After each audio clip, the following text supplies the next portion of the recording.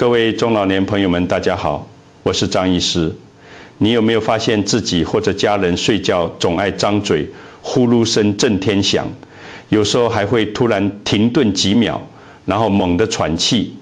像憋了一口气终于缓过来，第二天醒来觉得口干舌燥，喉咙发紧，脑袋昏沉，没精神。明明睡了7、8个小时，却还是觉得没睡够。更让人困扰的是，记性越来越差，刚说的话转头就忘，想找的东西翻遍全家都找不到。很多人觉得这只是前一天累着了，或者年纪大了，睡眠质量下降，没当回事。但今天我要严肃地跟大家说，睡觉张嘴、打呼噜根本不是累的问题，而是睡眠时上气道阻塞。大脑在悄悄窒息的危险信号，长期忽视，不仅记性会越来越差，还会诱发高血压、心脏病、糖尿病等多种严重问题。今天我就把这件事说透，帮大家认清睡觉张嘴、打呼噜的真相，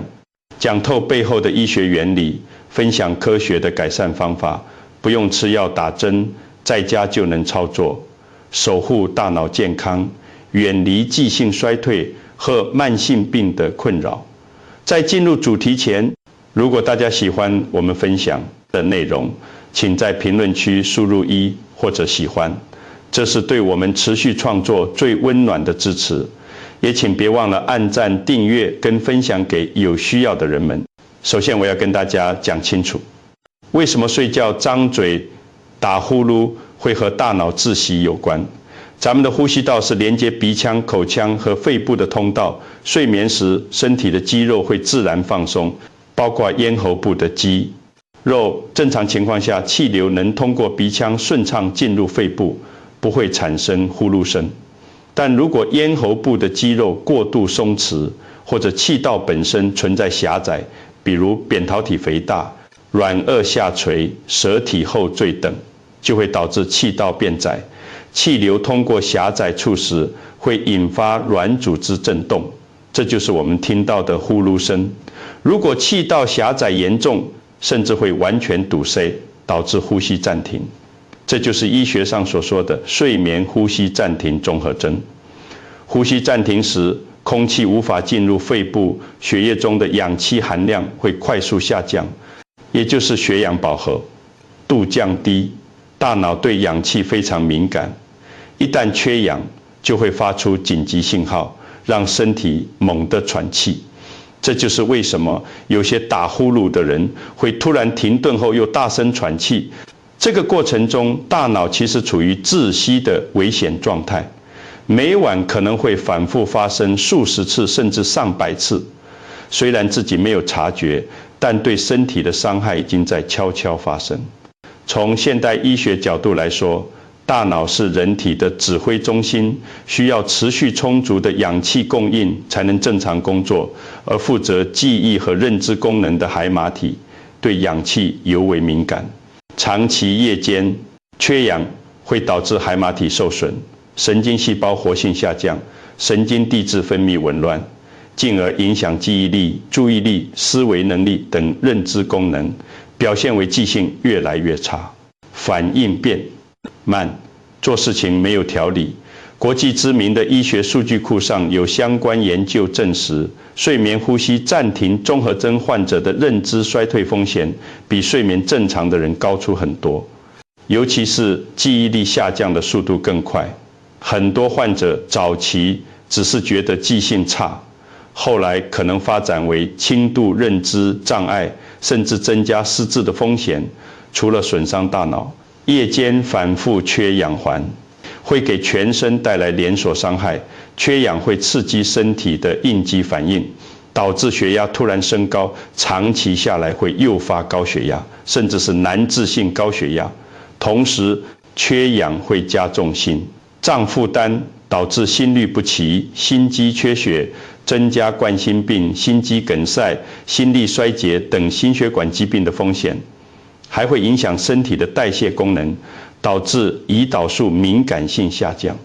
血糖调节紊乱，增加患糖尿病的风险。另外，夜间睡眠质量差，白天会出现嗜睡、乏力、注意力不集中等问题，不仅影响日常活动，还会增加意外发生的概率。很多人不知道自己的很多健康问题根源都在睡觉、张嘴、打呼噜这个看似不起眼的习惯上。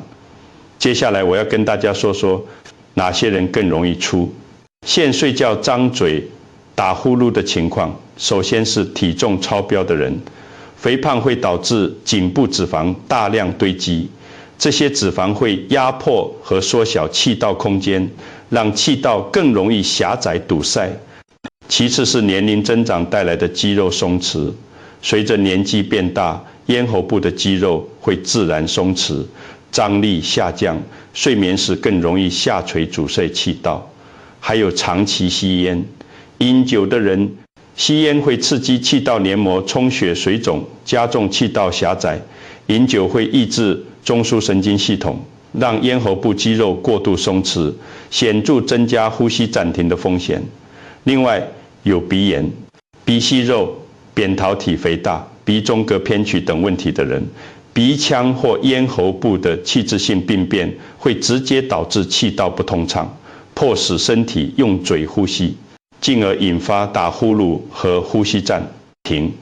还有些人习惯仰卧睡觉，仰卧时舌体和软腭更容易因重力作用后坠阻塞气道，而侧睡则能有效缓解这种情况。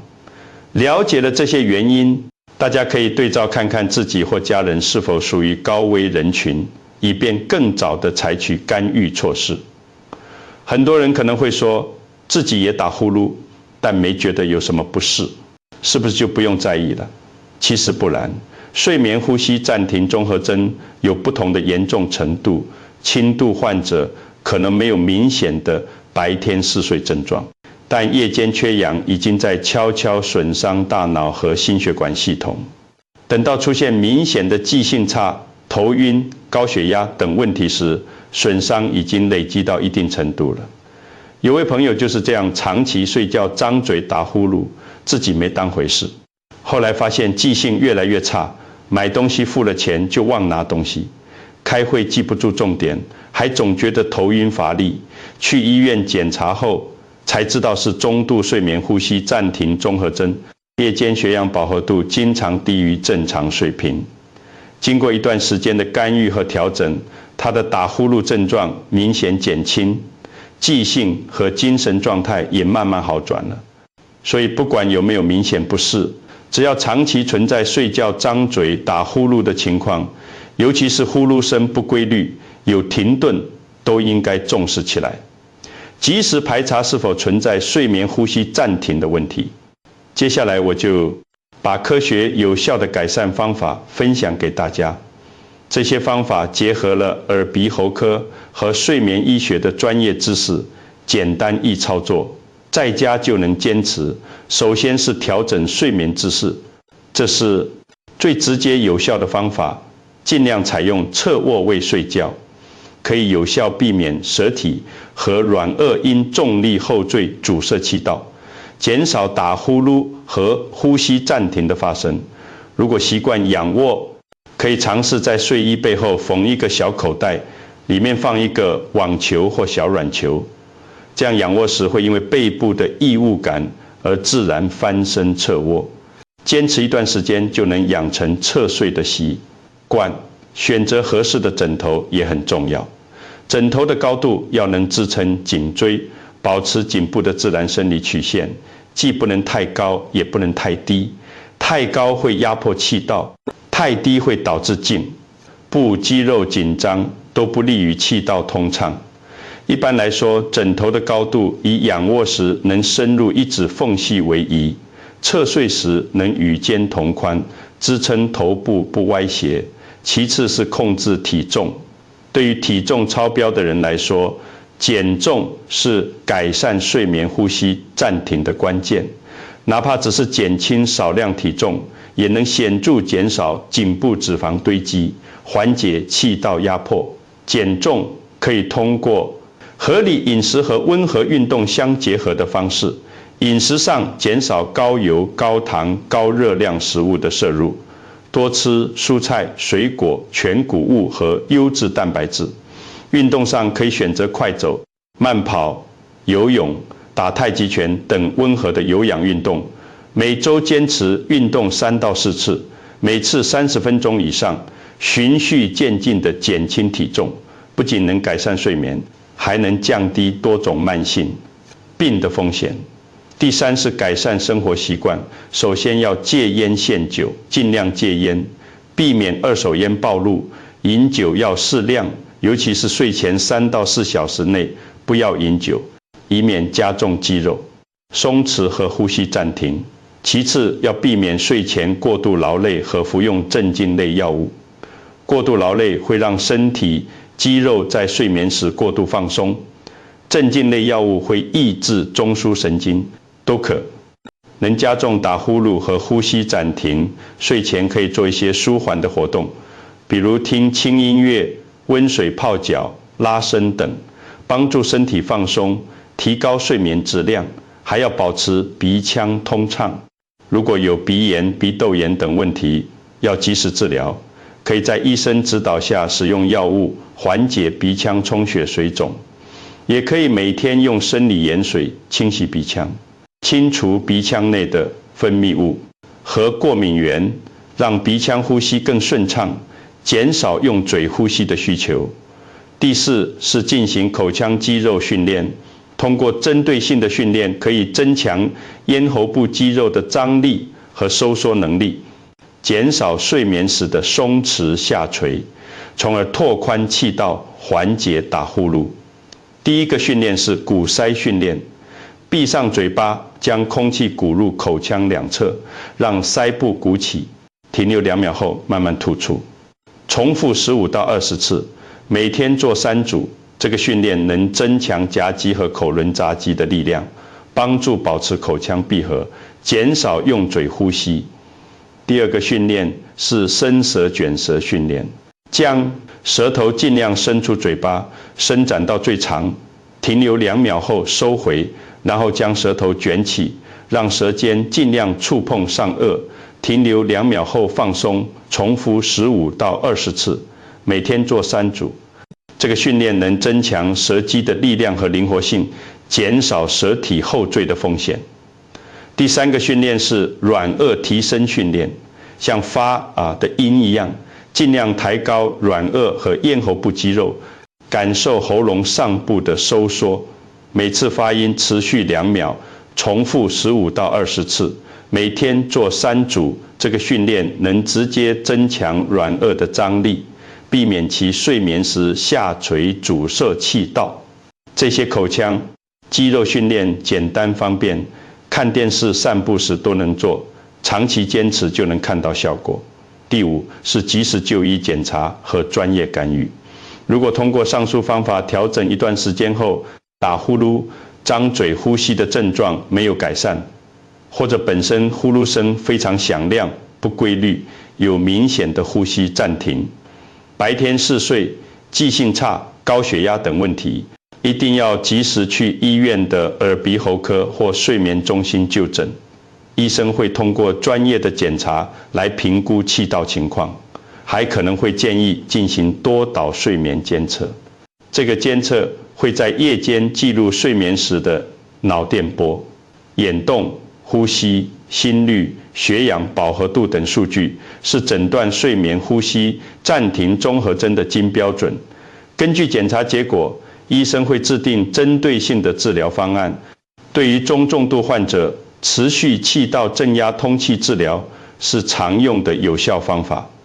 通过佩戴一个小型呼吸机，在睡眠时提供持续的正压气流，支撑气道保持通畅，有效预防呼吸暂停和缺氧。对于有明确器质性病变的患者，比如严重的扁桃体肥大、鼻息肉、鼻中隔偏曲等，医生可能会建议手术治疗，矫正气道结构。从根源上解决气道狭窄的问题，需要注意的是，不要自行购买一些没有科学依据的止鼾器。有些产品可能会加重气道阻塞，带来安全风险。一定要在医生的指导下选择合适的治疗方式。除了这些针对性的改善方法，日常的整体养生也很重要。比如保持规律的作息，每天按时睡觉，按时起床，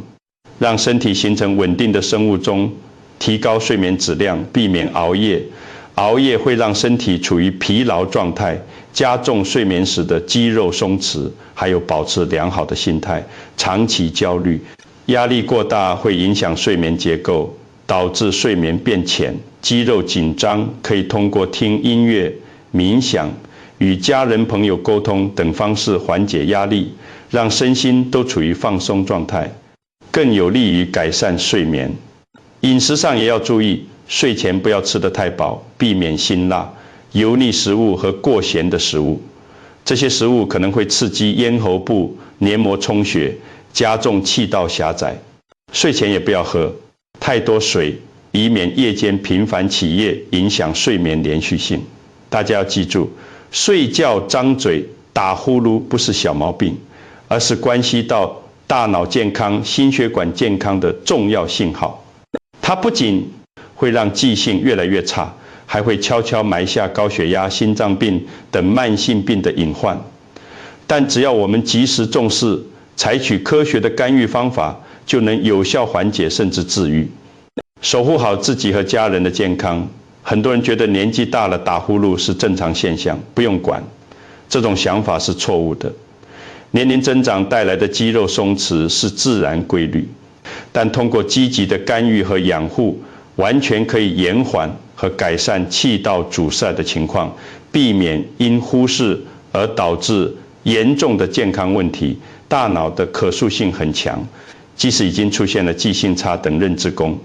能下降的迹象，只要及时改善夜间缺氧的状况，大脑的损伤也能得到一定程度的修复，认知功能会慢慢好转。所以任何时候开始干预都不晚，关键是要行动起来。最后我要再强调一下，改善睡觉张嘴、打呼噜是一个长期的过程，需要耐心和坚持，调整睡眠姿势、控制体重、进行口腔训练等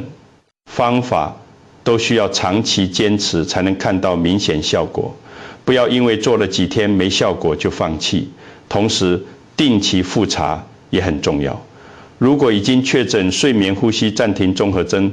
要按照医生的建议定期评估病情，调整治疗方案，确保干预效果。我衷心祝愿大家都能摆脱睡觉张嘴、打呼噜的困扰，拥有高质量的睡眠，让大脑得到充足的氧气滋养，记性越来越好，精神越来越饱满，远离高血压、心脏病等慢性病的困扰。每天都能清晰地记住生活中的美好瞬间，精力充沛地享受生活。记得按赞订阅，后面我还会分享更多实用的养生知识，帮助大家守护好自己和家人的健康。